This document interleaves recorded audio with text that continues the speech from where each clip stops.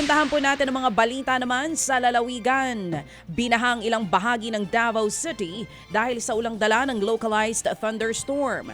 Sa video nakuha sa Barangay Buhangin, kita ang pagguho ng pader sa isang gym dahil pa rin sa baha. Nagkanda sira-sira ang mga kagamitan sa loob ng gym. Nabalot din ang makapal na putik ang sahig ng establishmento. Nagkaroon din ng flash flood sa isang purok sa Barangay Matina, Pangi kung saan pinalikas ang mga residente. Pinahari ng ilang bahagi ng Bicol dahil naman sa shear line o salubungan ng mainit at malamig na hangin. Kita rin ang malakas na agos ng tubig sa kalsada sa Barangay Salog, Sorsogon City. Halos umapaw naman ng tubig sa riprap sa Legazpi, Albay.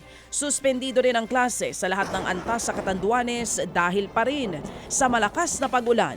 Mga kapatid, nagsabi na ang Pag-asa na mukha pong itong La Niña ay maaga-agang darating sa ating kapuluan. Samantala po naman muli po nagbuga ng pinaghalong usok at abo ang Bulkang Taal. At ayon sa PHIVOLCS, aabot sa 600 metro po ang taas ng plume na inilipad sa hangin sa direksyon po ng Timog Kanluran. Wala po namang naitalang panibagong volcanic earthquake. Natili pa rin po sa alert level 1 ang bulkan kung saan maliit ang tsansa ng pagputok nito. Gayunman, bawal pa rin po ang pagpasok sa Taal Volcano Island at nandiyan pa rin po ang banta ng ashfall at mga paglindol. Nasa pool naman sa video ang person of interest sa pagpatay kay two-time SEA Games gold medalist Mervin Guarte dyan po sa Oriental, Mindoro. Kita sa video ang pagpasok ng suspect sa iskinita papunta sa bahay kung saan nakitulog at pinaslang si Guarte. Kaswal lang na naglalakad ang POI matapos umanong mangyari ang krimen.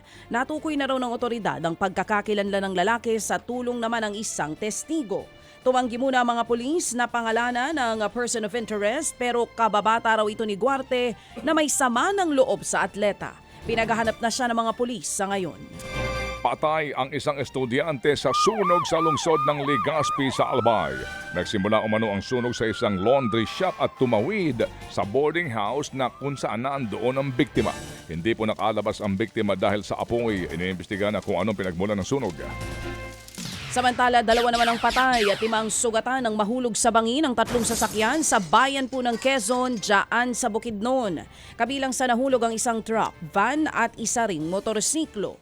Base nga sa investigasyon, nagkaroon ng aberya ang makina ng truck, kaya daw nito nasalpok ang 2 pang sasakyan. Doon na nahulog ang mga ito sa bangin. Nagpapagaling na sa ospital ang mga sugatang biktima.